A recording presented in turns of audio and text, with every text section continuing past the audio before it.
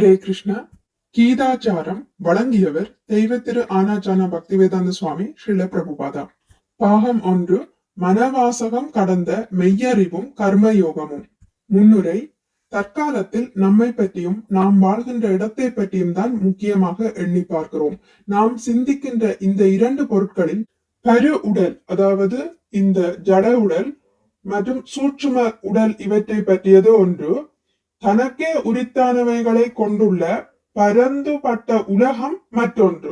ஆயினும் நம்மினும் சிறந்த மனவாசகம் கடந்த மெய்யறிவாளர்கள் இந்த உடல், மனம், உலகம் ஆகிய இவற்றை பற்றி எண்ணுவதோடன்றி இவைகளுக்கும் அப்பாற்பட்ட பேருண்மையினை பற்றியும் சிந்தித்து பார்க்கிறார்கள். பரிபூரணமான உண்மையில் மிகுந்த நாட்டம் கொண்டுள்ள அந்த மெய்யறிவாளர்கள் பிறவற்றில் அந்த அளவு அக்கறை காட்டுவதில்லை. துறவியர், தத்துவவாதிகள், சீர்திருத்தவாதிகள், இறைவனின் தூதுவர் என்னும் பற்பல பெயர்களால் அழைக்கப்படும் இந்த மெய்யறிவாளர்கள் உலகின் பல்வேறு பகுதிகளில் பலதரப்பட்ட காலங்களில் பிறக்கிறார்கள். உண்மையே வடிவான இறைவனுக்கு அவர்கள் சேவை செய்வதோடன்றி மெய்யறிவு செய்திகளை மனித இனத்திற்கு போதித்து கொண்டும் இருக்கிறார்கள். அவர்களின் கருத்துப்படி பூனை, நாய் போன்ற விலங்குகளைப் போல தம்மை பற்றியும் உலகத்தை பற்றியுமே நினைத்து கொண்டிராமல் மனிதர்கள் அவற்றுக்கு மேற்பட்ட உயர்ந்த சிந்தனைகளில் நாட்டம் கொண்டவர்களாக இருக்க வேண்டும். மனிதரை அல்லாத பிற உயிர் பொருட்களுக்கு மெய்யறிவினை உணரும் ஆற்றல் இல்லை. எனவேதான் படைக்கப்பட்ட பொருட்கள் எல்லாவற்றிலும் மனிதனே மிகவும் உயர்ந்தவனாக கருதப்படுகிறான். மனிதனுக்கு உள்ள இந்த உயர்வினை நாம் நன்றாக புரிந்து கொள்ள வேண்டும். மனிதனுடைய உணர்வில் முன்னேற்றம் ஏற்படும் போது தன்னையும் தான் வாழ்கின்ற இந்த உலகையும் பற்றி அறிந்து கொள்வதை விட பரிபூரணமான உண்மையினை அறிந்து கொள்வதில் அவன் மிகுந்த அக்கறை காட்டுகிறான். இங்கு கூறப்படும் பரிபூரணமான உண்மைதான் மனிதனையும் உலகினையும் ஒழுங்குபடுத்துகிறது. உண்மையே வடிவான இறைவனை உணர்ந்த மெய்யறிவாளன் சீரான வழியில் தனது செயல்களையும் ஒழுங்குபடுத்திக் கொள்கிறான். இத்தகைய ஒழுங்குபடுத்தும் நெறிமுறைகள் தான் மத அமைப்புகளாக கருதப்படுகின்றன. நாகரிகம் மிகுந்த உலகமெங்கும் ஏதாவது ஒரு மதம் நிலவி வருவதை நாம் காண்கிறோம். உண்மையில் மதம் எனும் அமைப்பு இல்லையானால் மனிதன் மிருகமாகத்தான் இருப்பான். பல்வேறு நாடுகள், காலங்கள், மக்கள் ஆகியவற்றுக்கு ஏற்ற நிலையில் பற்பல மதங்கள் வகுக்கப்பட்டிருக்கலாம். ஆயினும் அவை அனைத்தும் ஏறத்தாழ அந்த முழு நிறைவான உண்மையினையே குறிக்கோளாக கொண்டுள்ளன. உண்மையே வடிவான இறைவனுக்கு நிகராக வேறு எவரும் இல்லை. ஆயினும் வெவ்வேறு மதவாதிகளும் மெய்யறிவுவாதிகளும் அவரை பல்வேறு சந்தர்ப்பங்களில் பலவாறாக காணுகின்றனர். மெய்யறிவாளர் சிலர் அவரை உருவம் அற்ற பிரம்மம் ஆகவும், மற்றும் சிலர் உயிர்கள் அனைத்திலும் ஊடுருவி இருக்கும் பரமாத்மா எனப்படும் இறைவனாகவும் கருதுகின்றனர்.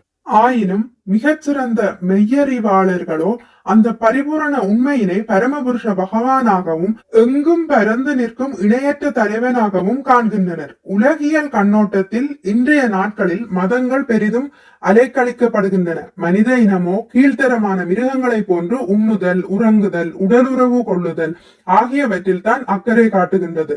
மனவாசகம் கடந்த மெய்யுணர்வு பற்றிய சிந்தனையை ஒதுக்கி அதனை பற்றிய விவரங்களையும் தவிர்த்து விடுதலே இதன் இயல்பாக உள்ளது. மிகப்பெரிய அரசியல் தலைவர்கள் கூட பசியால் வாடும் மனிதனுக்கு கடவுளும் மதங்களும் ஒரு பொருட்டல்ல என்று கூறிட காண்கின்றோம். அத்தகைய லோகாயதவாதிகளின் தலைமைக்கு உட்படுகின்ற மக்கள் சமூகம் மிருகங்களை விட கீழான நிலைக்கு சென்று கொண்டுள்ளது. இந்த உலகிற்கும் உடலுக்கும் அப்பாற்பட்டு ஒன்றுமில்லை என்று எண்ணும் கீழ்நிலையான மிருக வாழ்வின் தரத்துக்கு கீழே இறங்கி விடுகிறது. இது போன்றே வேறொரு பகுதியிலிருந்து வரும் நாய்களை பார்த்தவுடன் தாமும் குறைக்கின்ற நாய்களை போன்ற ஒரு இழிவான நிலைக்கு மனிதன் இறங்கி விடுகிறான். தன்னுடைய மதம், இனம் அல்லது பகுதியினை சாராத ஒருவனை பார்த்தால் கூச்சல் போட்டு எதிர்ப்பு உணர்ச்சியை காட்டும் மனித இனத்தின் பேரழிவான நிலையை நினைத்து கூட பார்க்க முடியவில்லை. புலியையோ ஓநாயையோ பார்த்து கூக்குரல் எழுப்புவதை போன்றுள்ளது அவனது செயல். மெய்யறிவற்ற இந்த மனித இனம் புலிகளையோ ஓநாய்களையோ விட எந்த விதத்திலும் உயர்ந்தது அல்ல. எனவே மீண்டும் மனித இனத்தை தெளிவான புத்திக்கு கொண்டு வர வேண்டுமாயின் பரிபூரணமான உண்மையை பற்றிய அறிவு இப்போது மிகவும் அவசியமாகிவிட்டது. எனவே அறிவார்ந்த பெருந்தலைவர்கள் இன்றைய நிலையில் உண்ணுதல், உறங்குதல், தற்காத்துக் கொள்ளுதல், புலன்களை திருப்தி செய்தல் போன்ற உலக ரீதியான செயல்களில் முன்னேற்றத்தை ஏற்படுத்துவதில் தங்களுடைய ஆற்றலை ஈடுபடுத்த கூடாது. பசியினால் வாடும் ஆணுக்கோ அல்லது பெண்ணுக்கோ மதத்தாலும் இறைவனாலும் எந்த பயனும் இல்லை என்று அத்தலைவர்கள் கூறினால் ஆன்மீக பசி இல்லாத ஆணோ பெண்ணோ இந்த உலகத்தில் இல்லை என்னும் கருத்தை அழுத்தமாக கூற வேண்டும். எனவே குறிப்பாக சொல்ல போனால் இந்த ஆன்மீக பசி உள்ள ஆண்களும் பெண்களும் வேறெந்த காலத்தையும் விட இப்போதுதான் கடவுளை பற்றியும் மதங்களை பற்றியும் சரியாக புரிந்து கொள்ள வேண்டும். ஹரே கிருஷ்ணா. இத்துடன் முடித்துக் கொள்கிறேன். இனி அடுத்த பதிவில் இதன் தொடர்ச்சி தொடரும். ஹரே கிருஷ்ணா.